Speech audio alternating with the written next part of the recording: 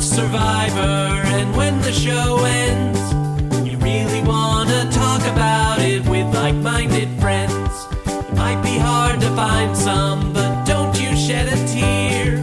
Check out the Purple Rock Podcast, and this is what you'll hear. John will make some dumb jokes, and he likes to yell and curse, and if they're not available, the backup hosts are so much worse. Spend the whole time being jerks, telling you you're wrong, and so we got this other jerk to sing you our theme song. It's the Purple Rock Survivor Podcast. Hello, and welcome to the Purple Rock Survivor Podcast. I am once again your one true host of the show, Andy, and with me this week, buckle up, folks. We're going to be here a while. Welcome back to the show for the first time this season, Emma. Hey, Andy, I was starting to think that I did something to offend you on the Australia versus the World podcast. Well, I think what ended up happening, what I was thinking is people might still be trying to finish that podcast, so I needed to give them time.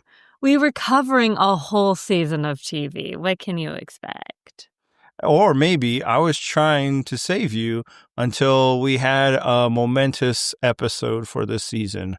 And I mean, it was a moment. Close enough.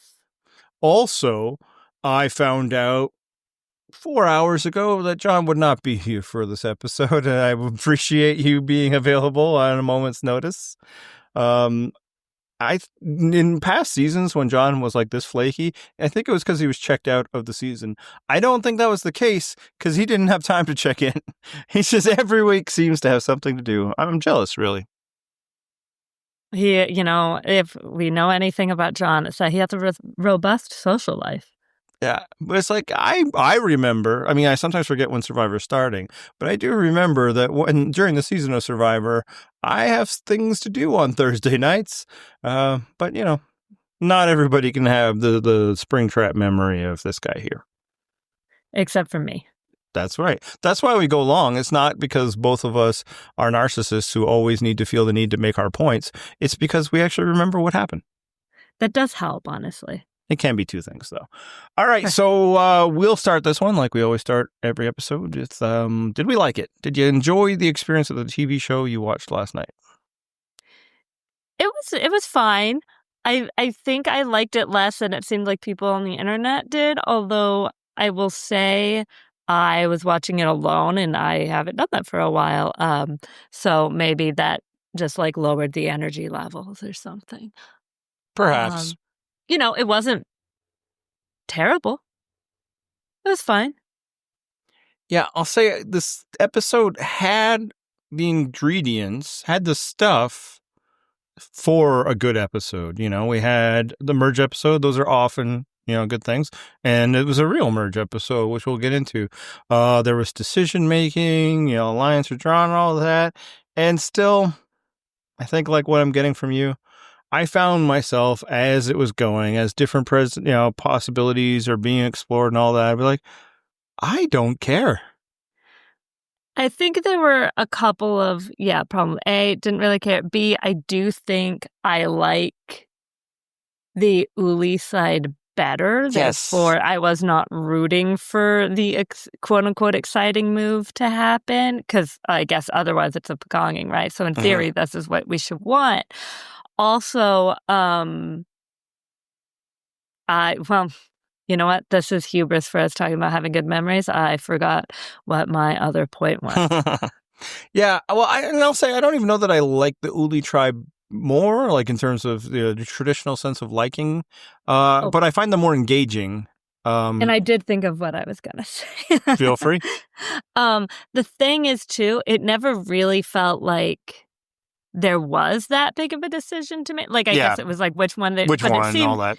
It was clear pretty much right away that they were flipping, and it like made sense. And so it's just like, well, that's what's happening, So it was like, maybe if it was like a little bit of the thing where, gosh, I'm not thinking of, You know what? I think it's heroes versus villains, where it's like you have like, oh, Sandra wants to flip to the heroes, except Candace wants to flip to the villains, and so there's like this weird cross dynamic.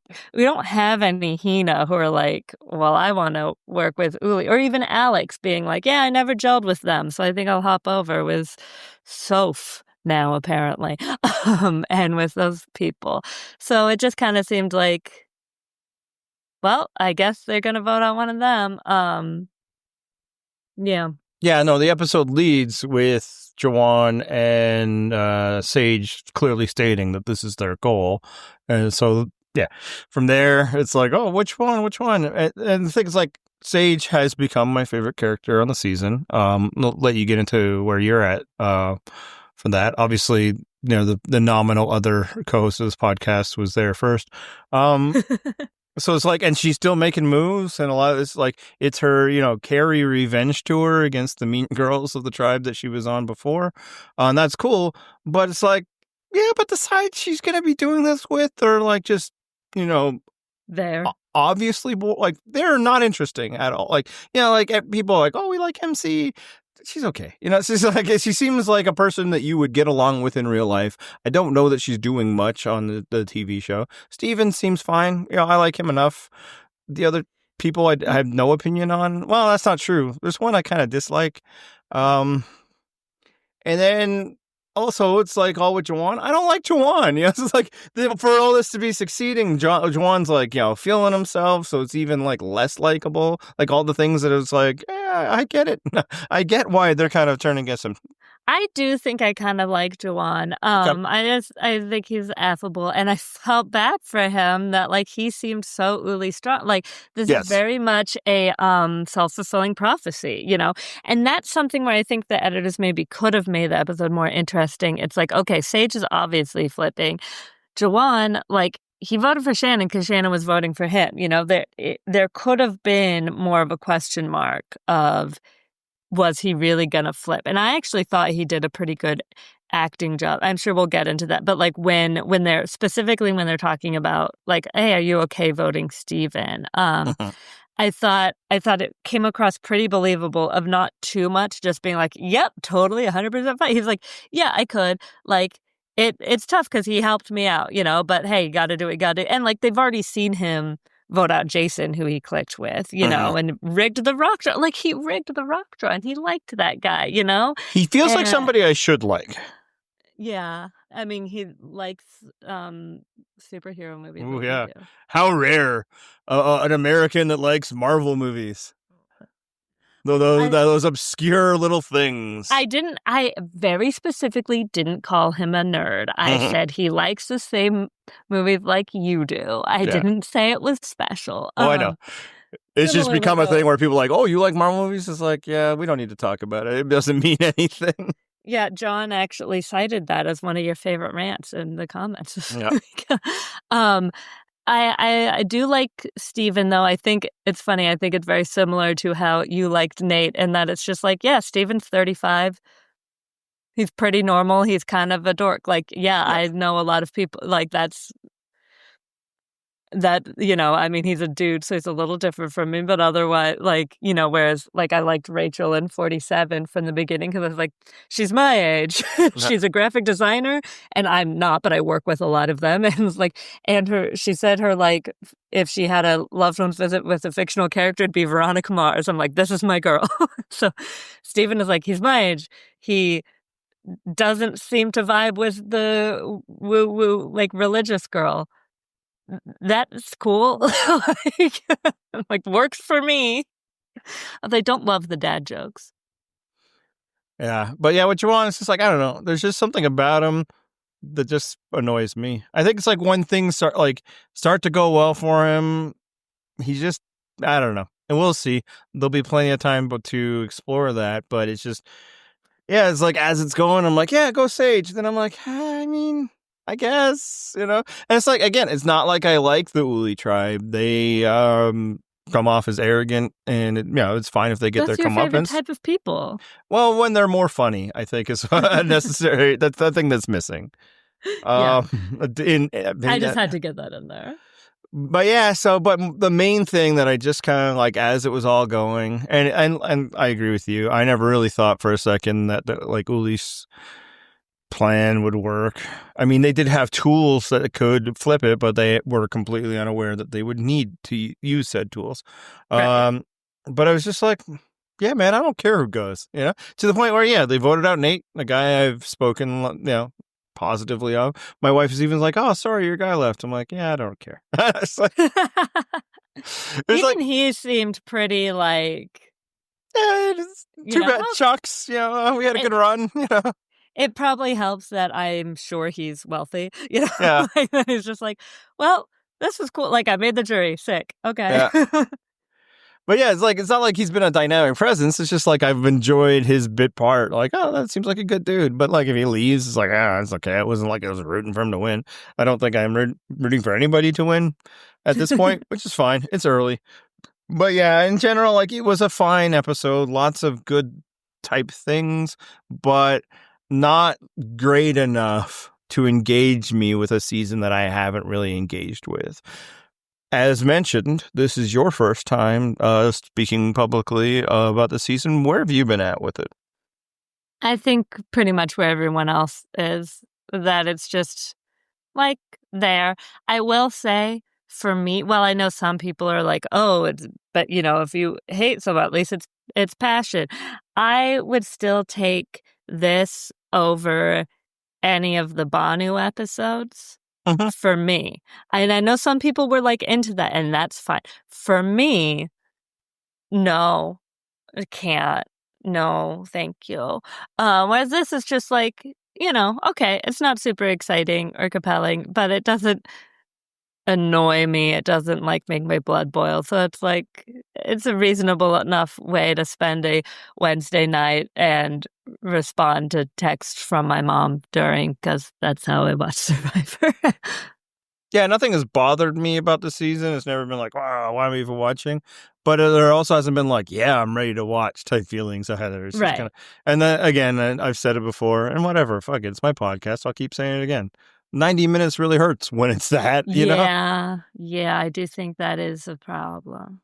It would be punchier at 42 minutes. And be like, okay, get to watch Survivor, whereas every episode this season, including this one, I've really felt it at that like 2/3 mark where it's like, there's still more, but and I'm I will done. say that's definitely an issue for the casuals, because as I mentioned, I watched alone because my husband had a work thing. Actually, you'd appreciate this. He had to go to a Lakers game, and I said had to because he doesn't care about basketball at all. And nor do I, really. And I was like, oh, who are they playing? And he's like, San Antonio. I was like, oh, cool, you get to watch Wemby. And he's like, I'm not going to be looking. Like, he was just, corporate box, grapple, type stuff. So he got home and he's like, oh, tell me what happened on Survivor. And I was like, oh, do you want me to actually tell you? Do you want to save it? He's like, 90 minutes without you is a lot. Yeah. And not in a like, oh, like it's spending so hard for me without to be you. a part. Oh. Yeah, but like watching that show and you're not even also there chiming in with your annoying comments, which is again me editorializing, although he probably would say that. But is like, that's too much. And I'm like, fair. And so I gave it to him, and probably solid 10 minutes of just talking, and he's like, I just wanted to know who was voted out. But you know what? He made his bed and chose to marry me. That's on him. So my experience was the reverse of that. So yeah, I'm waiting to get through all this Survivor, and it's like, I would like to watch a Lakers game, which... speaking of things that go way too long, fuck that game, man. I don't know if your husband talked about it. No, I was like, oh, did the Lakers win? And he said, no. And I said, they did, by the way. Oh, I don't know. There you go. That's so funny. I swear he said no. But he texted, he was excited that this is some of the Dodgers were in attendance? Yeah. Yeah, the champion is tougher for me. I know. You're right. It's tough for me in a different Well, way. no, because you have true feelings of antipathy towards the Dodgers and are a true baseball fan. I bandwagoned the country. That's the team that represents the only city in my country for like the playoffs only. Yeah. And of course, was a big fan back in the day when I watched baseball. But I still, I can't believe they didn't win that series. That ball's still stuck in the wall. We forget everything that happened in Game 7. I didn't even see that because both of those games I was at Halloween parties, so I was only looking at like game day on my phone. But how did Bias catch that ball? Sorry, I can't talk about it. Yeah. But no, anyway, it was like, oh, the Dodgers were there, and I was like, oh, did you see the long boy do anything cool? He's like, oh, I saw him miss a free throw. Yes. Deep basketball fan. I'll say, not a great game for Wemby. He fouled out, but the game lasted like 5 hours because there were so many. It was worse than a modern day Survivor episode, which we'll get back to. Pretty late. Now there was just like there was like 85 free throws in the game. I didn't finish it. I didn't finish watching it till this morning because the combination of basketball practice, 90 minutes of whatever Survivor, and then every play drawing a foul. It was a long night. Let's get back to Survivor. Yeah, I'm sure the people really wanted to hear about this. I'll say on the positive side of the ledger, we had a real ass merge. Hell yeah, we did. Thank you, Snake. Jake and the snake saved us because, yes, there's no way this was part of the actual plan. I think people, I'm in no way verifying this. I'm not going to find out on my own. But I think I've read that people have said that, like, Prost even mentioned that this was a result of the evacuation. If that's what it takes, man. Because I can only hope that they will see some of the response on the internet of people being like, yay, a real merge, and be like, maybe. Maybe. I don't know if I have strong hopes, but maybe, post 50, the new era, now we merge. Yeah. I mean, ultimately, it's like what this episode proved. For one, it also showed like some of the people that were complaining about this fake merge, which I get it. Like, it's stupid. Oh, we'll get into that. Oversold that it was always the best episode. Now, sometimes it's just like this. Sometimes a merge episode has been terrible. Sometimes it's just like this. I think there was a stretch when I think particularly the era of the 13-person merge where it all game changers, like where they all are just like, I guess we'll just pile on Haley Ford ? Yeah. There are definitely times where the merge had not been that exciting. Now, do I think mergatory helps at all? No. What's the thing? Like, what this episode really showed is like, it's a nothing burger. Why do it? It's just fucking semantics is all you're doing. And it's like, that person who was on the beach with everybody, it did not make the merge. Like, okay, so stats, like, do they get paid more? Their vote out gets fewer points? Like, it's nothing. So don't do it. Like, if you want to keep them from making the jury, that's fine. That's been true forever. Right? I think first season of Survivor, the first person voted out post-merge didn't make the jury. Right. And in fact, only bothers me on the times when they do mergatory, because they do that, they don't make the jury, and then they still have another vote after the merge where they still don't make the jury. And like, it's fun because now it feels like even though it's quote unquote not the merge, it feels like you're having two votes when they don't make the jury. And that's weird. Yeah. Plus, I hate it when it's the split and it's like, oh, because the person on your randomly picked side didn't last as long in the reward challenge, you don't get to be on the jury. One of you voted out tonight is making the jury, one of you don't. Yeah, it's just like, it's just dumb semantics. And like, I think it's all bores out of how this game and this show now is probably too super fan heavy, both in the makeup of the contestants and also the decision making of the show. Because it's like, we know that these fans really like get a kick. It's like such a hallmark for them that they made the merge. So, you didn't make the merge because of words. Literally just because of words. You've otherwise made all of the things that mean the merge. Other than like feast, whatever. And I'm fine that they held it back. If like that's what gets their rocks off, that they have to hold something back, fine. But it's just like, let's just if in like several years from now, if we remember this stuff at all, which admittedly, despite, the braggadocious attitude of before, I'm not sure I will, because seasons that are just named after numbers don't stick the same way that seasons that were named after names. Because I am who I am. But like, we're not going to be like, oh yeah, actually that person didn't make the merge. We're going to remember that they made it to the part where they were all on one beach in the middle of the game. Right. Yes. Can I just share a really stupid thought I had? That's what we do here. Yes. Yes. Because you mentioned the merge feast, and I'm thinking about how it was funny that it was charcuterie. I just had the like insane thought of like someday in the future, whether it's the merge feast or the reward, Jeff Probst being like, and for a reward, we've got girl dinner. A handful of shredded cheese, some chips, an apple, Unsliced. a spoonful of peanut butter, and a slice of cake. I mean, frankly, I'd say it would fit right in, maybe even like expand past some of the other food rewards. Like that might be more than rotisserie chicken divided by 5 or hot dogs without anything on them. Well, here's like just the bag of shredded cheese, and you all can reach in and grab one handful. Just one, little fingertips, sprinkle it directly into your mouth. Don't tell me how to live my life. Anyway, I just like the idea of Jeff selling it. Girl dinner with none of the fixins. No, girl dinner is only fixing. That's right.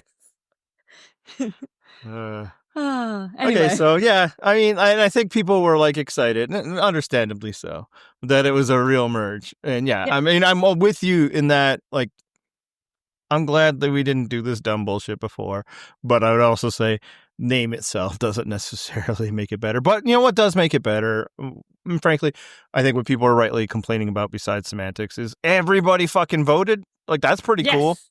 And everyone was available to people other than the immunity winner, which is a core part of the game anyway. That's fun. But like, it's not. And I feel like last season was maybe like that too. I don't know. I'm getting a little fuzzy, like you said. But obviously there have been several seasons, of the new era where it's like the half, and that sucked, and I didn't like it. So this better, yay. Yeah. Now, we don't know that like next episode they're not going to then fucking split them into 2 and all that bullshit. I'm really worried about that, but I do hope that the Jake of it all prevent it. Or the fucking snake really might have done us a solid. It would be nicer if it did it for a better season, but Secret. And it didn't even actually hurt anybody. That's right. We can do this. Like, the guy was fine. He got to see the birth of his baby. That's right. Everyone wins. Now, like, when it was time for the airing of that episode, like, he fucked off to do, like, watch parties in the United States. It's like, oh, it would have been really cool to experience that moment with my wife, but I was partying it up. It's like, come on, dude. What are you even doing traveling to the States anyway right now? But also, that was a traumatic experience in your family's life. It might have been, but, people make their own choices. Maybe she chose not to watch it. I remember Russell Swan saying his wife watching his episode, being like, you died, you're dead. And he's like, I'm literally sitting right next to you. I assure you, I am alive. He probably didn't say it like that, but I like to pretend. Yeah, just remembering his cadence, I'm not sure. Then he went full fry talk. Yeah. So we got a merge. That's cool. And yeah, there was some decisions to be made. The first of which was Sage and Jawan's. As previously discussed, it kind of felt like they had made that decision before they went in. Was it the right decision for them, though? Yeah, probably. I mean, they were pretty clearly on the bottom of that group. Maybe it won't do them any good, but I think they were going to be 6 and 5, at best. Yeah. Or like I said last week, like one of them, most likely Sage, could have made it to the end, but not as like a real contender, 6, right? They probably like Sophi better anyway. Would you say 6, 7? No. No? Okay, good. I refuse. Okay, sidebar. My friend was trying to like quote unquote explain. It's just like, no, I was like, no, it doesn't mean anything. It's just they were trying to give meaning to it? she was trying to say, like, well, and it's like how you, and I don't know why I'm in it, but it's like how you say 69, and I'm like, no, 69 is the sex number. Yes. That does mean something. Thank you. It's a visual. What are we doing here? Yeah. So I was very offended by that. I've seen that recently too. It's like, oh, it's like that. No, that has a very distinct meaning. And then like the etymology of like more it becomes more slang. It's like, yeah, people say nice because it's like you're responding in a sleaze way to the sex number. And like, I'm sure, I can't think of it off the top of my head, probably because it's normalized for me. I'm sure there's plenty of millennial bullshit, especially because we were all like in high school when YouTube was starting. Well, I guess we weren't all, but my micro generation was in high school when YouTube was starting. That there's some bullshit of just like that's from a video, so we just all say it like, yeah, like maybe shit strong it's bad too big, and leave her alone or something like that. Yeah, or Charlie bit me, or oh yeah, that's classic. Kenny Martin. But I don't think you just say it. Well, for one, because it doesn't come up. You know, like Charlie bit me. Yeah, right. The way that numbers just do, like randomly. Yeah, but on that note, and maybe this will help you for the breakdown. You didn't have when Rizzo during the challenge said something about like, you know, that is so cinema, and I again was like, that's not a, you know. Then I was like, is this how Gen X or like old, you know, I just assume because I'm the next generation, not maybe Gen Xers said this too, but like, is this how Gen Xers or boomers felt when my age group says like, oh, that's sick, you know? Like we all have something. Oh yeah, like, all that. Slang. Honestly, we can get into this now. Because also when he's like, "This is going to be cinema," I found not annoying just because like I refuse to believe that's actually a thing that people say. I'm still pretty convinced it's only something Rizzo says. Yeah, I mean, like again, people say things. Generations have their stuff, but it's like, and you know, easy to convince Nate of that. But it's just like I have never heard it anywhere else, and I am exposed to a lot of like Gen A and Gen Z slang. That's true. Yes, this is you have that advantage. Now maybe frankly, it hasn't made it to Canada yet. Yeah, that's true. You know, we get the rumors a little later, but it's like I would argue that those generations don't really give a shit about cinema. They're all about vertical view and shit, right? So this is so TikTok. Yeah. So let's get into it now since we already started. The weekly Rizzo check-in. Is he annoying or is he just young? So you might think we're leaning one way based on that discussion, but since this is your first time, you can say both like for the week, but just in general, where are you at for Rizzo? Is he annoying or is he just young? I think just young. I will say, like many of us, since again I'm speaking about him for the first time, in the promo from last season, I was concerned. As soon as I learned his name was Rizzo, I immediately softened. I was like, well, yeah, you're gonna go by Rizka. Like, yeah. That's fine. Like, I went to college with a T-Pain, whose name was, I'm not going to say the full name, but, his last name was Payne. His first name was T. Someone who went by, this is more unfortunate, but, his last name was Kelly and his first name started with R. And obviously those are both musicians and not, just a random slang term, but we didn't really have that. I'm sure there are examples, but I could think of it. But it's like, yeah, your name's Rizzo. You got it. They set it up on a T for you. Mm-hmm. I do think, as you guys put it, the whole like full Khaleesi title thing is very silly, but it does seem tongue in cheek to me. It all does. And then this week in particular, like, yeah, I mean, he said that's so cinema, which is silly, but whatever. Like, yeah, stop trying to make fetch happen. But I also like Gretchen Wieners. It's fine. And just young because have you seen how little facial hair? Oh, his so horrible little mustache. Oh, it's adorable. The tiniest patch. Oh, it reminds me of in college, a friend during No Shave November was like, no, see? And like, I'm leaning in as if any of you can see me, but like leaning in and pointing at his mustache. And you know what, Rizzo? That man has full beard this day. So there is still time, there's still time. Maybe not, because Boston Rob always has had patchy facial hair. My brother still has patchy facial hair, but it might not be quite that sad. Yeah. I'll say I've actually liked his energy the past 2 episodes when other people are kind of more drudging. I liked him, like when Jeff was like complaining about the heat, being like, this is great. So It's like, oh, welcome to Survivor, Jeff. I'm like, get his ass. yeah. So yeah, he's just young. It's fine. He can be young. Yep. And look, if people can prove to me that the young people actually are saying that things are cinema, I'll even let that slide. I just genuinely feel like he's like pulled the wool over somebody. Because even on the show, it's like the other not quite as young people only seem to say it like to him to be like, ha ha ha. Oh, yeah, that's a your thing. thing. Like, Yeah. like saying how everyone's doing the like Jelinski several thing or Yeah. whatever. And you know what? If he went on Survivor and he's like, I'm going to start a slang term, sure, man. Whatever. Right, and it's like, it's not just that he fooled Nate, like they fucking named an episode after it. The show is now like when it's happening, making sure to put it and put on captions. Like maybe he's tricked all the boomers that run this show too, in which case I can respect harmless. it. And it's like, it's harmless. It's even as slang, it's not like that annoying to me. Like No. it's clear what it means, For sure. Like it's easy to tell, which I as a now old, can appreciate. Remember when I was the young one? No, That was it's cool. not even a little bit. Yeah. Couldn't even rent a car without paying additional fees. But yeah, so like if it's real slang, yeah, absolutely. It's a fine piece of slang or whatever. I just don't buy it. I think, he's tricked people. And if that's actually the case, maybe, yeah, tip of the cap, I suppose.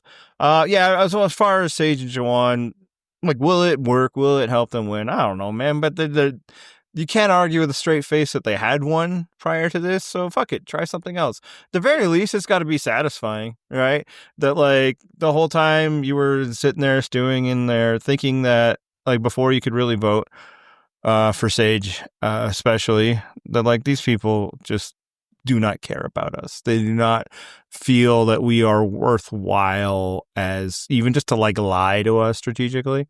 I think that'd be where Sage was at. Yeah, man, it must feel good to be like, who's the useless one now, fuckers? For Jawan, it's a little different. He thought he was in, right? Like how gung ho he was, especially post first swap, right? To be like, oh. Really? That's how they felt about me? And, confirmed by Shannon voting for him? Yeah, again. Right. It probably feels good. So, like, even if it doesn't work out strategically, again, status quo wasn't going to work out. 2, having a nice, satisfying run for a bit is a nice consolation prize. I think people underrate it when talking about this show, in fact. Like, why did they flip? They're doomed now. It's like, it probably fucking felt good, If you're going to lose anyway, why be somebody's bitch? It got Jonathan Penner a return on Survivor. Yeah, John Cochran a return and the championship, If you're named John, it's a good call. I mean, but if you're named John, it's already kind of unfortunate. If you're named John, but you tend to be called by your last name by the fans. Yeah. I mean, those things are related. Instead of being the 15th John. They really, not one of the Sophies could have gone by their last name? Yeah. I had to double check. Are they different initials? They are. Yeah. And yet. So yeah, it's fine for them to flip. So then the flip, they decide they're going to flip. Them and the old Hina members working together. And now it's time to pick a target. And they settle on Nate. Was that the smart move? Or was it just a half measure? I'm kind of two minds on this. For Stephen, smart move for sure, because he was the one at risk if an idol was played. Mm-hmm. However, and I can see the logic in them thinking like Nate as the leader, which is maybe just like he's old, a man, and tall. But he, does seem to be like a stabilizing presence, I think. So I can see that rationale in addition to thinking it's the safer idol play. However, I feel like Jawan's argument, particularly about Rizo and the idol, made a lot of sense. And like, if you have double agents, mm-hmm. A lot of the point is like you can get intel. And he had reliable intel that Rizo wasn't going to play the idol. And like the fact, I thought it was really smart that he used sort of Rizo's argument of why he wasn't playing the idol against him, where Rizo's like, yeah, it's really valuable for us to know where the idol is. And so Jawan's like, yeah, if we vote him out, they'll re-hide the idol and one of us might be able to get it. which makes sense. Was sort of what I think Sophie, the good Sophie, was thinking about with Alex. Anyway, so yeah, I do think it was kind of a half measure, but it is a half measure I understand, if that makes sense. Yeah, I think it is a totally defensible position. It's a long-term, well-honored tradition of if you're worried about an idol and you're going up against an alliance, vote for the person least likely of that alliance to have the idol played for them. However, I think it will not work out. And I get it. I think a couple of things were in play. One, and from the perspective of the former Hina members, neither Jawan or Sage were on the same page. So making the riskier play. Well, which riskier play do you go for? Do you go for Jawan's? And I actually agree with you. I think he had very reasonable takes to go for it. Again, kind of rolling into that Jawan is a savvier player than everybody's been giving him credit for, as is Sage.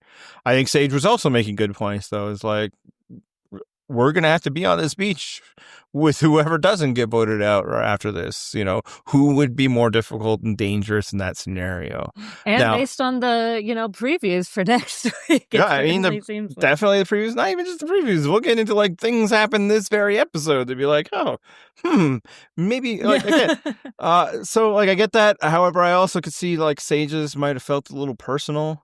But it's but if you're okay, let's make the riskier play, but there was no agreement on that.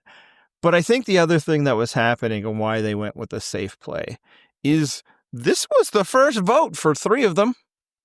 Right. Yeah. You know what? That's a great point. Yeah. They just had not gotten their feet wet. So to just dive right into the deep end for Christina, Sophie, and MC probably felt you know what? How about we just win one? Totally understandable. But I think it's thinking of an old era that I don't know applies to Survivor anymore. That tried and true. Vote for the alliance member least likely.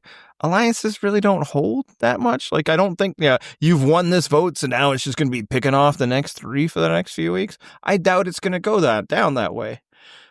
So then it's Nate probably would have been fine to still be in the game, right? I don't know how dangerous Nate is after this, big shocking move. Whereas, I think Rizo and Savannah could be very dangerous, particularly for the very reasons you want to say. Okay, so you did this to avoid dealing with the idol. Well, next week you got to deal with that idol again, and it's going to be even harder. Yeah, the one thing is that they will have enough, presuming that Alex doesn't flip or anything, to split the votes on them. Which would be true in an older era, but it's that could be the very risk you introduce that's going to destroy things for them. And be ooh, but what if instead I go over and get rid of such and such a person? Yeah. Yeah. So it's I think I get why it went down that way, but I do think it was too risk avoidance in a time when you should have been doing something big. And again, it feels there's so much time. Why are you going to do something big? But this is kind of how I do not believe for a second that it's just going to be Hina plus Jawan and Sage running this thing till the other 3 are gone. So it's at this point, you left a lot more danger in the game when, as you say, and as Jawan said, you had the intel. You had Rizzo's not going to play his idol because he doesn't think he needs to. He thinks he has Jawan and Sage, in which case you wouldn't play your idol, right? Unless, of course, not in the breakdown, but MC thinks that she has Jawan and Sage. She played her idol. What do you think about that? I mean, sure, whatever. It's I get it because she got caught finding it, so she's just going to be all right, I'm just going to use it to be safe. But I do think the fact the danger of having a very public idol is a thing, except that, of course, Rizo had one, and it kept him safe. Right. I was going to say, it was except for the fact that because you got found with it, you can probably get away with at least one tribal council, and then maybe, play it next time. And, little does she know, she probably shouldn't have been able to play it at all. Mm-hmm. Yeah, that's the part that's tough to judge this. Well, the first part is I mean, we're not that far removed from a season where like 7 people went off in a row while holding Right, their and idol. she did say, it's like, the worst thing is like Yeah. going home with an idol, and like she's probably still scarred from that. Yeah, so it's like hard to criticize anybody if you feel like you need to just fucking do it. It's so much better than, the alternative. But the other thing we know that's like kind of flavor when she did that, I'm like, yeah, good for you. Well, and actually, first was like, really?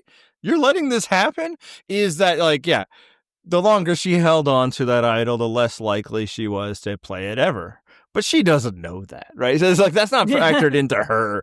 She doesn't know that advantage exists. Now, some people, I think rightly, have been, like, oh, if people find out about my idol, and there's kind of like, this a vague idea, this advantage could be out there. So it's like yet another reason why you don't want people to find out you have an idols. Unfortunately, that comes in an era in which Survivor has made it very, very difficult for you to keep that to yourself, right? She tried, and then she got a clue in her mouth while she's ponying up her hair. That was so funny. I know.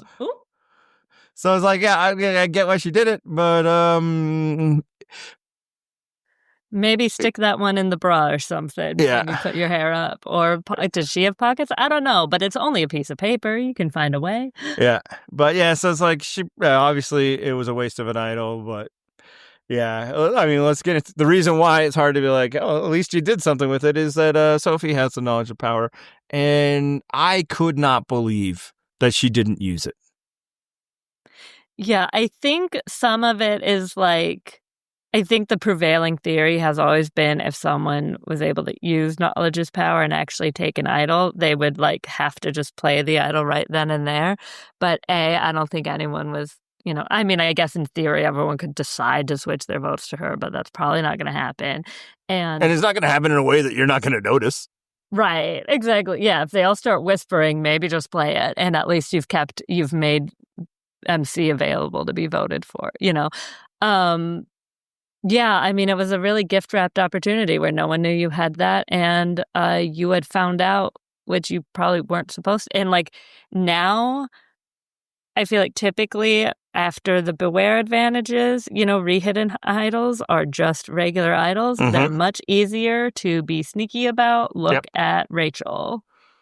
Yeah, no, again, now she's back to... do I steal Rizo sometime?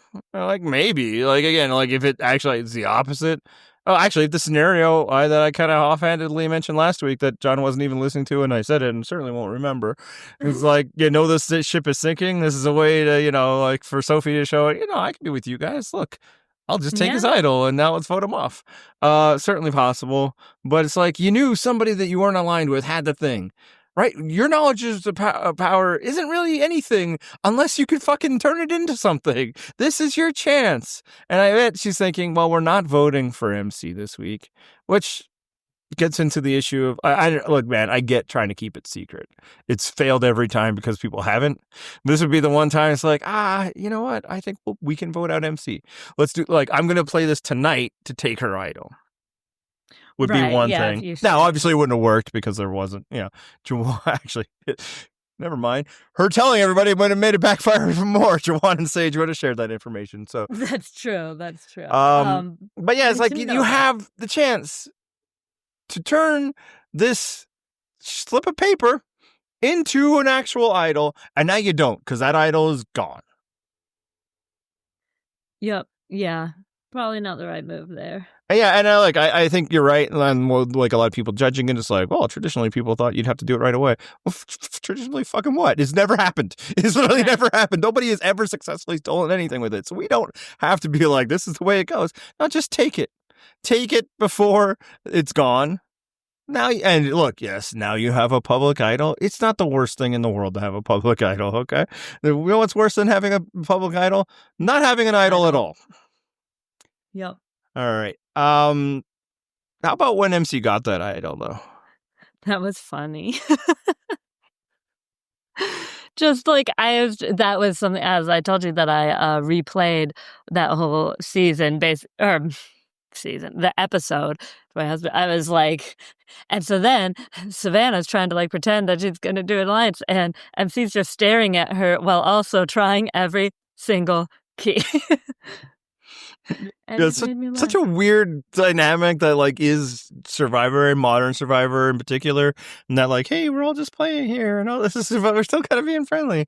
Older Survivor would be like, what the fuck are you doing? Get out of here! This is mine. But then so Savannah honestly doesn't even know what any of this is, but she spots something and she fucking just dives for it. Like, Dives for it, yeah. I also loved even like because she got totally caught, I guess, red mouthed, and she was just like looking for a key. yeah, Okay. okay. Do We you did think that that's earlier one today. I don't know, like for a souvenir. I bet they went and cleared them out. I'm just like, and then just sees the ring, like, what if I just take it? Yeah, so that was funny. It did make the fact that MC still went for it made me think how I always thought it was weird in Caramoan when Andrea's like babysitting Malcolm so he can't find an idol, and she's like, just find it anyway. Yeah. If she sees you have it, oh well, you were gonna play it tonight anyway. Like, Yeah. desperate times, man. She beats you to it, well, then you don't have well. it. But it's like, Yeah, the key here is that you need to have it. So, yeah. yeah, no, but I guess kind of the bigger point is you're MC, you're having that conversation, and then you see this Savannah woman who we've known for like 2 days now or whatever, just fucking like a bulldog, just jump on that thing. She's fucking a killer. And she's a machete wielding, killer from back earlier in the episode. It's like, I would then listen a little longer to when Sage is like, I think Savannah is a dangerous player. We should use this opportunity to get rid of her. Yeah, that's fair. It is also funny just because the size differential when it's like when it came to MC getting the keys back, it's like she could just Heisman her, Yeah. Which, and as a little sister, I've been Heismaned many a time. You can't do shit. You can't reach. You're trying. You can't go anywhere. She's so much stronger. She could have picked her up and thrown her, except that's probably against the rules. Probably. It'd be.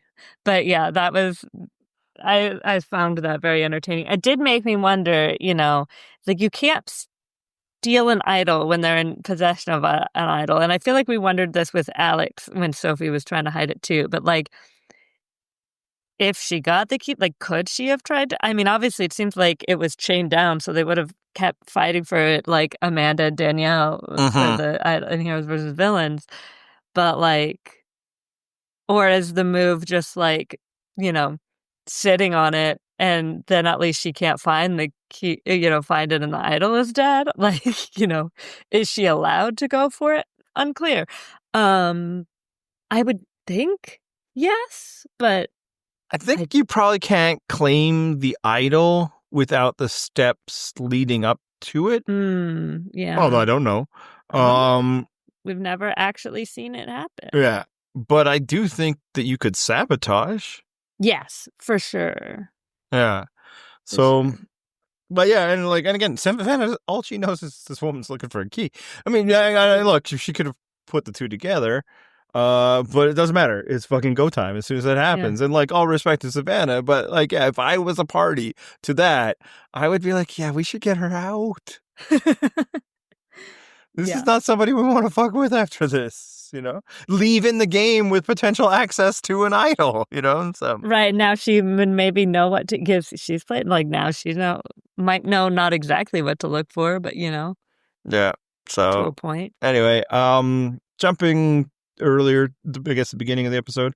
So we have Jawan, Sage, and Steven discussing the vote from last week and what they're going to do if when the merge comes. We get them. They're called the Bottoms Up Trio, and man, sure. I just don't understand Steven. I'm just going to leave it at that.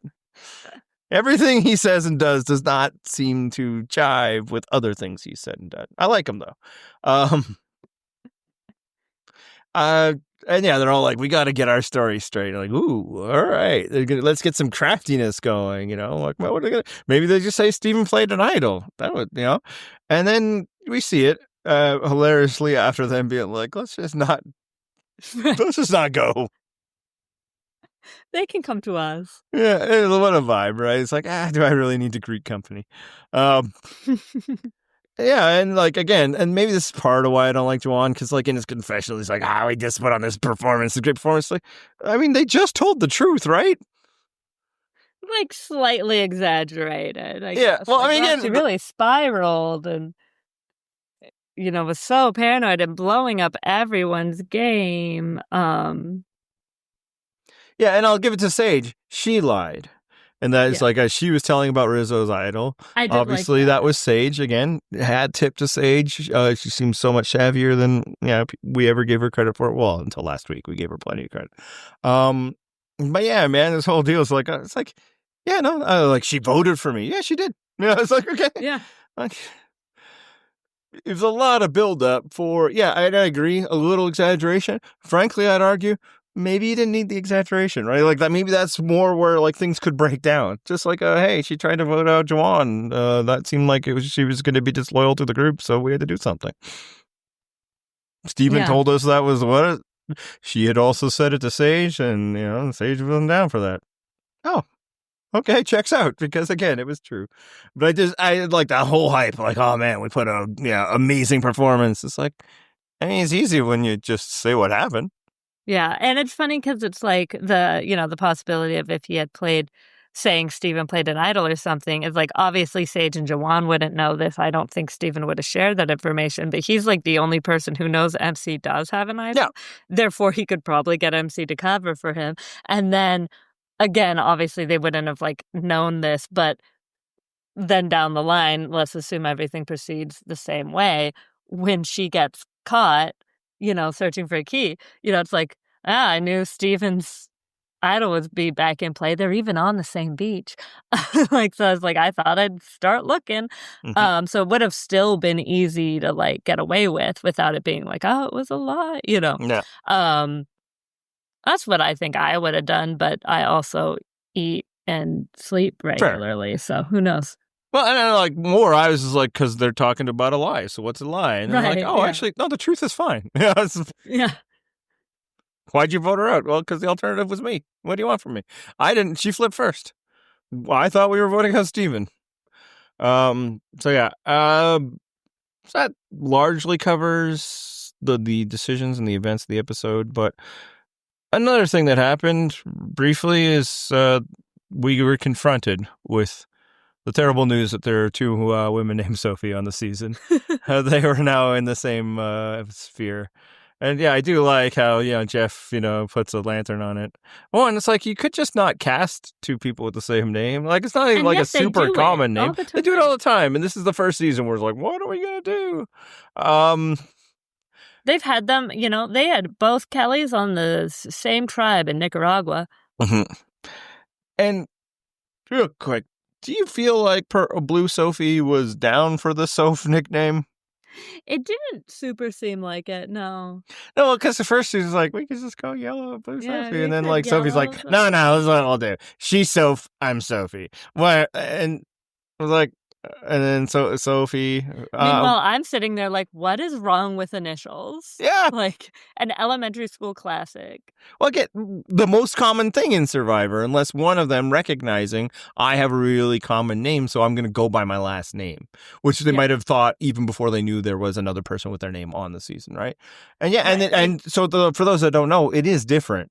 Blue Sophie is Sophie B. Hey, how great!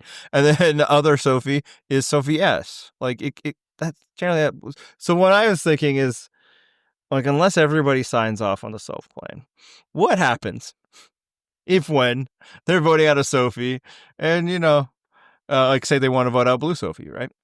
And she could be like, none of those votes are for me. Nobody spelled my name right. That does remind me. I do want to mention how much I enjoyed when they were talking about wanting to vote out Yellow Sophie. Rizo being like, yeah, like that I think makes the most sense. Also, it would make things so much easier. I think right there, that's what I was like, what, Rizo, you're okay in my books. Yeah, he's like, agreed. He's like, I've never had to deal with this. But maybe if he lived in Albania, he would come across other Rizos. It could be a very common name, but he probably hasn't had to be Rizo I don't know what his last name starts with, Rizo C V. or whatever. I Okay. literally have my mouse all over his picture and the Perfect. alt text. It was just how it happened that way. But yeah, as someone with an exceedingly common first name, I've definitely been Emily initial, and my college best friend has the same last initial as me. So we are absolutely, to this day, like called our last names by our friends. Yeah, there are ways around this that aren't just like, what if you're M and you're Emily? Or what if you're Emma now? That'd be crazy, right? Wouldn't that be such a crazy where would thing you to even do? make that leap? And I think where it's like, I don't know that we've heard anybody call Blue Sophie Soph all season long. Like, certainly all my friends call me Soph, that wasn't it. It was just this lady who she just met, like, she's going to be the one that doesn't get her name. And like, as a person who does not go by their government name, I go by the diminutive form of it. If somebody's like, well, he'll be Andrew, I'll be like, fuck you, I will be Andrew. And frankly, I'm not just like, I started at a company where there was another Andy who had been there like the whole time. It was like family business. He was one of the sons. And his last name also started with an S. So it's like everybody's like that, and they're like, oh, yeah. And it's like, okay, I'm not, like, if this other guy wants to be Andrew, fine. It's not going to happen, And then, like, he was tall. Like, what if Big Andy? It's like, I mean, you can call him Big Andy if you want. We're not going the other way. I feel like I have been Little Emily. That has happened. And like, that's not an insecurity. I'm just like, no, I'm not signing off on that. Like, you guys are going to do what you're going to do. But I might be like, call me Little and fuck you. Lil. Maybe if we go Lil, it's like I could be Just Lil. every other rapper, Lil Andy. But it's like, so look, context clues, I think, will tell us, we work in different departments, Right. But obviously, it's not going to help. Like, this is, it's not just how does Probst refer to them? Like, again, they literally remove people by this game by writing down their names, and one of them spells their name in a way that is quite unusual. And it would just be funny if she like tries to loophole out of it. It's like, all right, see you, Sophie, because it's been real. I didn't get a single vote. Yeah. But maybe it'll be Yellow Sophie who goes first, because there are some theories out there, and they've been bubbling. Because when somebody doesn't get shown, there's always all this like, let's figure out why they're getting purpled in the edit. Maybe they're the merge boot. Maybe they got medevac. And I'll say, like, again, I don't go through the data. I don't know if there is any of this stuff. I feel like those theories don't really bear fruit. Like, there are people with medevac that are like featured prominently. There are people that aren't. Yeah. There are merge boots that, are barely visible. There are merge boots that were like the dominant person of the season at that time. I don't know that there's actually an edit. Like, I think the most common reason why somebody is barely featured is that they're not very likable. They're not very interesting TV, and they're not plot relevant.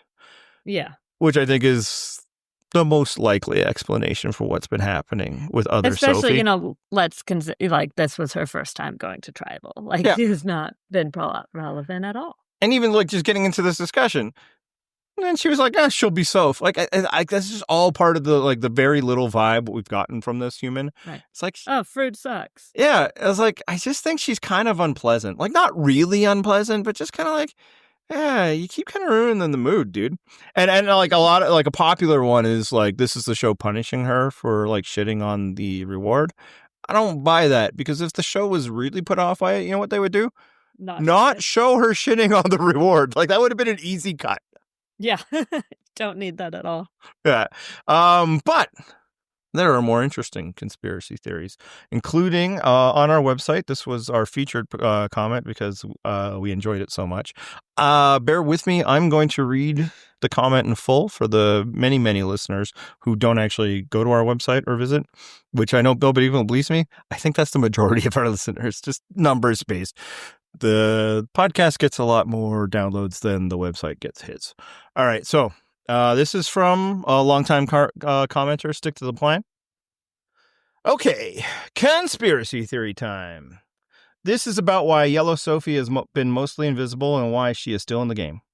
The show made public that 249 cast members were replaced with alternates, MC and Jason, when they repeatedly and egregiously broke the rules against communication between cast members before the game started.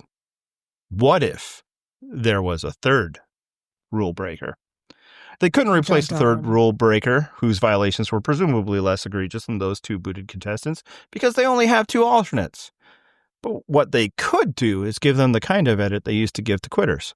Sophie has gotten as close to a Purple Kelly style edit as has been given in the new era, with a few food confessionals interjections as silly as milk your own milk, and until this episode, almost no other screen time. Quick interjection there. If you're going to type, just by the way, Emma, maybe mute. Oh, sorry. That's good. That's another thing that people like, oh, this is like quitters get that edit. Except like on the very season of Purple Kelly, the other quitter on the very same episode was probably the most featured character of the season. So again, I think you're not featured when you're boring. But anyway, getting back to the comment. Please let's also consider this from other players' perspective. Jeff's public comments about the pregame ejections have included mentions of how the remaining cast members told producers in the first day of the game how grateful they were that the rule breakers were removed because they felt their actions had crossed the line into cheating. If there were a third rule breaker, it would stand to reason the others would be resentful of them and hell-bent on getting them out. That would explain why Matt organized an alliance of 4 with the express goal of getting Sophie out, but we never saw any explanation of why they wanted Sophie out.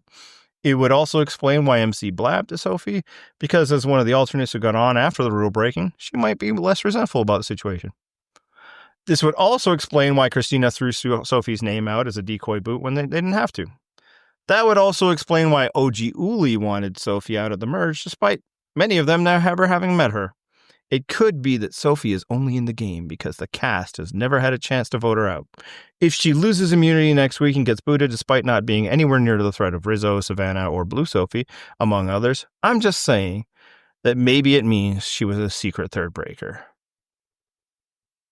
What do you think of this conspiracy theory, Emma? Well, obviously, rampant speculation, and we really have no way to know, but it is fun, I think. And also, as I noted in the comments, it's funny because I happened to notice while watching the challenge that Sophie has red toenail polish, has red nail polish for her pedicure. And a lot of the women who have their nails done tend to match their starting tribes. Not always, but a lot of the time. Now, granted, to be fair, would I want yellow polish on my toes? No. Maybe you do an orange. I don't know. But so maybe she just was like red as her classic. Some people just have a traditional standby. That's fine. But it did make me kind of laugh of like, ooh, what if she had to switch tribes too? And I'm like, but probably not because all her clothes are yellow. Yeah. And if they were reshuffling people because of this, man, I would have been better if they shuffled Jason and MC differently. But I like it because it's another one of those little things that can feed into conspiracy theories. Right. The reason why I shared this both on the podcast and on the website is, it's fun, man. I again, my simple explanation is I just don't think Sophie is good on television. I think she probably has a sense of humor that like plays well in a room, but then just like within the vibe, it's just like, man, you're just kind of always like, meh, like it's just a tinge of mean-spiritedness. So it's fun when you're bitching with a friend that doesn't play at all. And also season. Maybe the kind of humor that gets a little harsher, a little sharper when you're hungry and tired and you're a little more irritable. I could see that too. Yeah.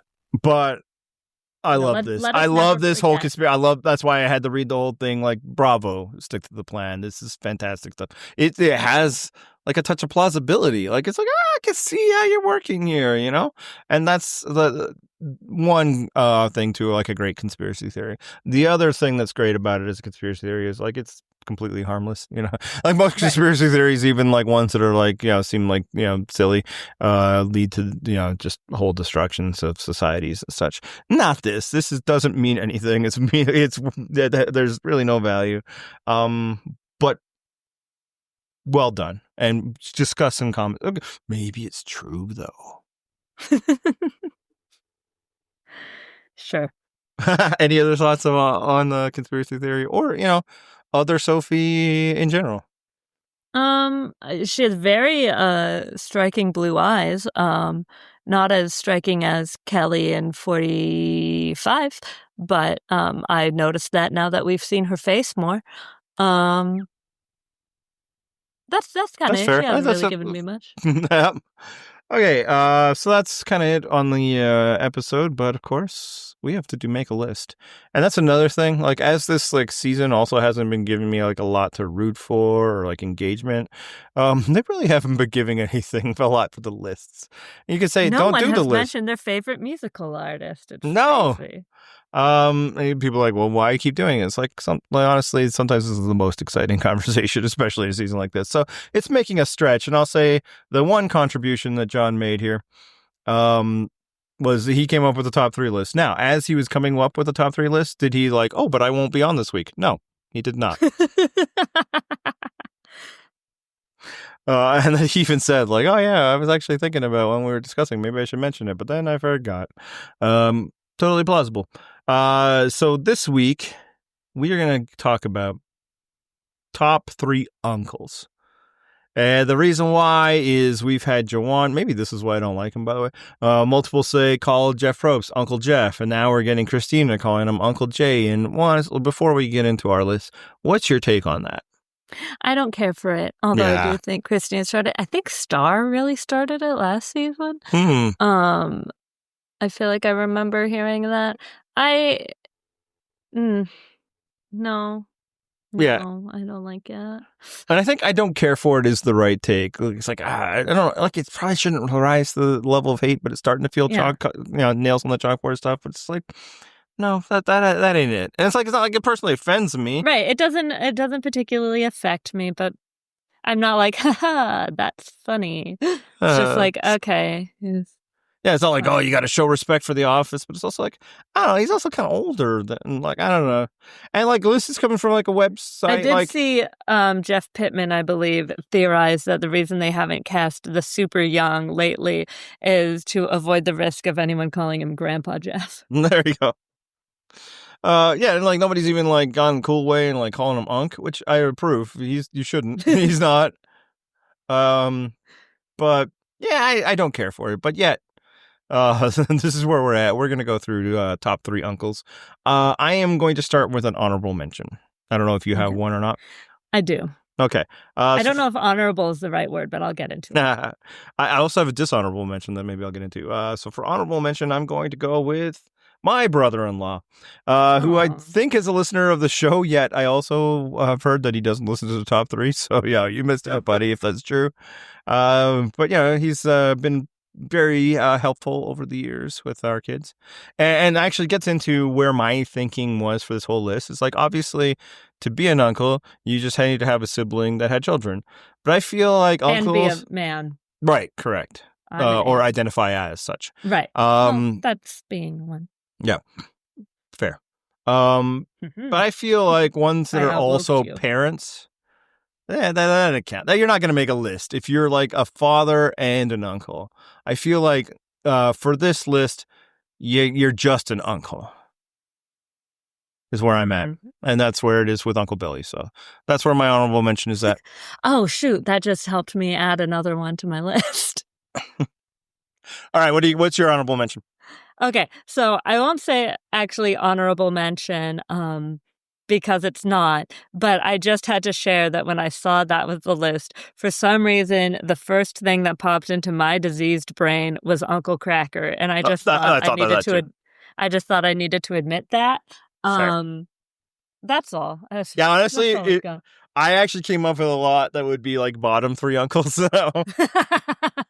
Uncle Tracker, Scar from The Lion King, Yeah, okay, I did Googling and that would be that was, I was Scar's not, I was these are all bad uncles. What are you talking about? Or it's shit I haven't seen. So I guess I'll give honorable mention, for the nerds and art commenters who are big Avatar fans. Apparently Uncle Iroh or Eero is very popular. Yes, I don't know how I'm saying it because I've never watched the show. I've only read the name Leave Me Alone. I think I'd probably have Uncle Sam in my bottom 3 because, fuck That's all of y'all. fair. Yeah. That's fair. I accept that. All right. Let's get into the actual 3s. Who do you got at 3? Okay. I am going to be real. I struggled with this one. I didn't use real ones, although, I guess shout out to my late uncle. He was cool. And I guess my husband. Yeah, I was wondering if you're name your own husband, but you don't think of him as an uncle. You think of him as a husband. That'd be weird. And I'm a better aunt, so. Fair. I'm just kidding. We actually, we got some praise from my sister-in-law, the good one, for having the energy for the children. But man, is it easier being the fun aunt in your early to mid-20s, your 30s. Jesus. Yeah. That was a benefit our my brother-in-law had too when the kids were small. He was because the kids on my side of the family, I was very young for. Then the kids on his side were sort of medium age, and then we just got a new nephew this year, which is fun and live the closest to all of us. But we are now. This is the first time we've ever been older than the parents, so that's troubling. Now we can just throw money at the problem, so that's good too, which I could not do with the ones on my side, I tell you. Anyway, number 3. Yeah, so I struggled with this. I looked at some lists. So this probably isn't true, but just in honor of being a show I did watch as a kid, let's say Uncle Jesse. Interesting. And then why Uncle Jesse over Uncle Joey? Because he's an actual uncle. Fair. Yep. All right. Even though Joey looks more related. Also, John Stamos, I was going to say, he didn't do Alanis Morissette dirty, but then is it worth it because we got You Ought to Know out of it? So maybe, Yeah. Such and then, do you subtract points from Uncle Jesse for being like the drummer on Kokomo? The Beach Boys thing. Yeah. Yeah, which is just the fucking worst Beach Boys.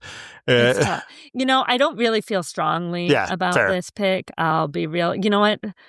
Fuck it. Donald Duck is taking over. All right. He's the new one. He's the new number 3. My number 3, I'm going to go with Uncle Buck.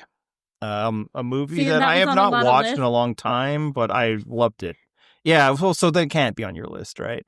But I loved it when it happened, and John Candy, obviously, like a very prominent countryman of mine.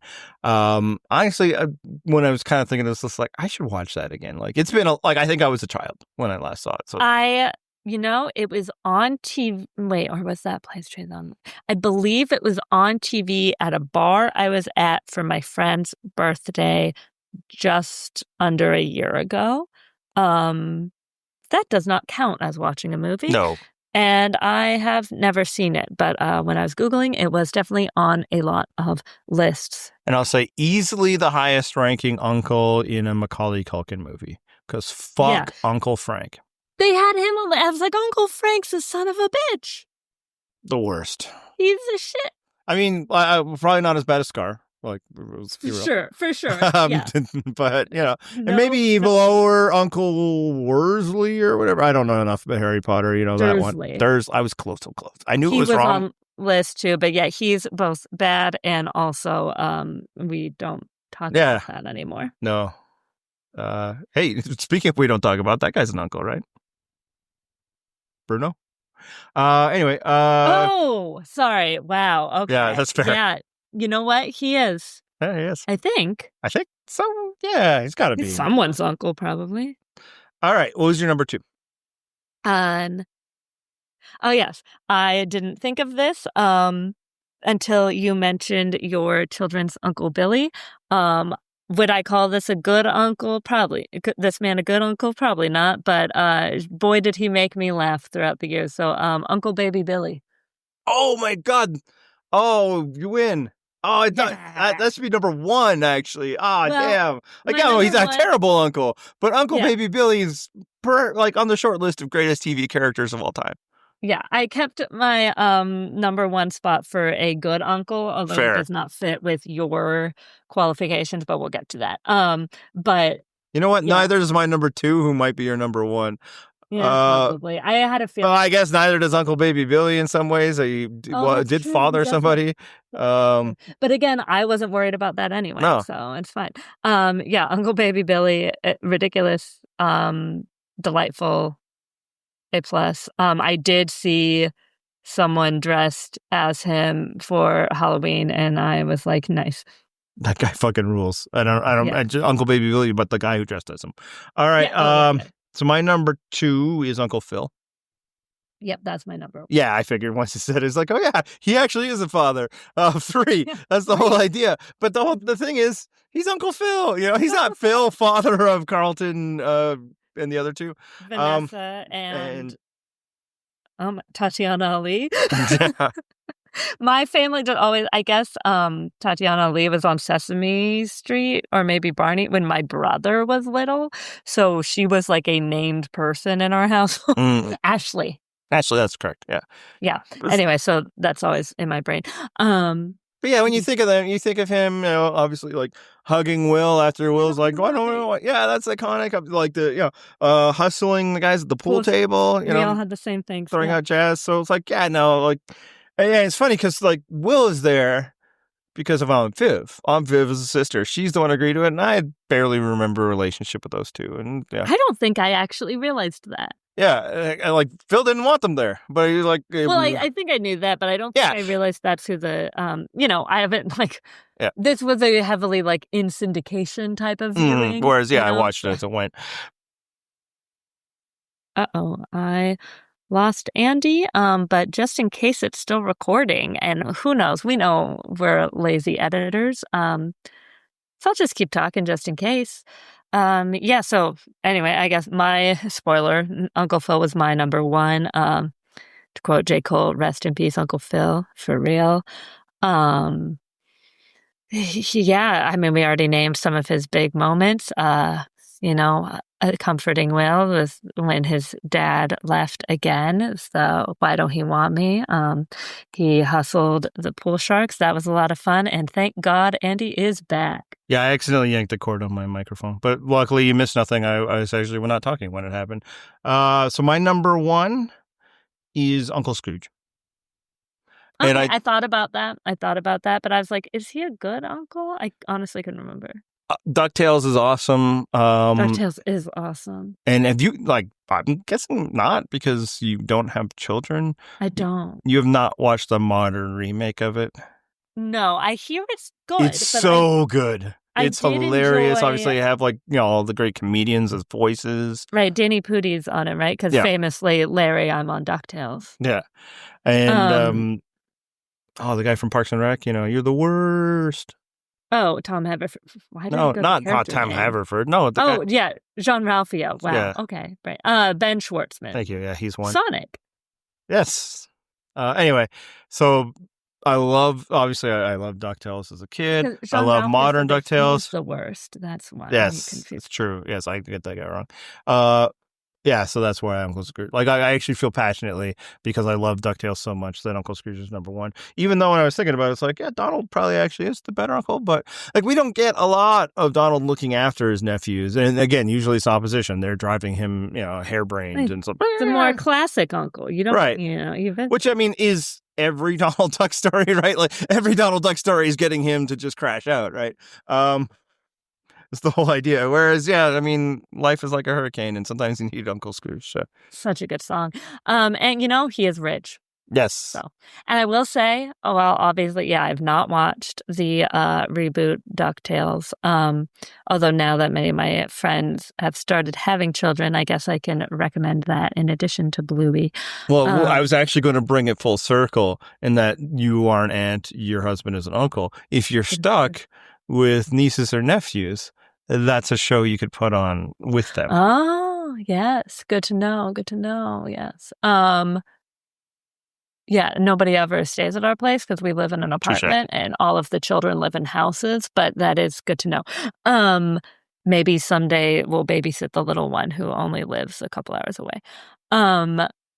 Words I had. Scrooge. Oh, yes. So didn't watch the new one, but I grew up loving DuckTales Treasure of the Lost Lamp and dreaming of that ice cream. Looks so good. I Yep. don't know the episode title. I'll put it in comments, but there's an episode with Glumgold in the new series that I kid you not. That's his rich rival duck. Sure. Okay. Might have been the heaviest I've laughed in like 10 years. In a moment in that episode. If you know it, you know. And honestly, like there's another fantastic laugh in that episode, but then there's like a surprise one that like I think my kids had to check in on me because of the way. So there you go. All right. So everybody else, now you kind of know what we're talking about with uncles, but you can go any way you want. You know, maybe you're like, hey, yeah, you're right about Uncle Cracker, but Uncle Tupelo is good. I'll take your word for it. Oh, I will share one I almost said because I thought it was funny when I was looking it up. And just because it reminds me of one of my favorite old tweets, but that LMFAO is technically an uncle and a nephew, so Uncle Red Foo. And it just reminds me of how people have pointed out that LMFAO released exactly 2 albums, Party Rock and Sorry for Party Rocking, and that is funny. I'll say if I was doing this episode with John, I probably would have given a dishonorable mention to Uncle Dennis, but I didn't feel like explaining that to you. I don't know. No, nor should you. But I said it out loud for the people in comments. I'll say most people will be like, I don't know what that is either. But to those that know, it's a basketball reference. All right. Thank you, everyone, for listening. Thank you, Emma, for appearing. I think we're going to bang this one out in less than 90 minutes, unless I find something else to talk about. So let's not do that. Just barely. Let's hit the theme music. This is the copyright-free outro.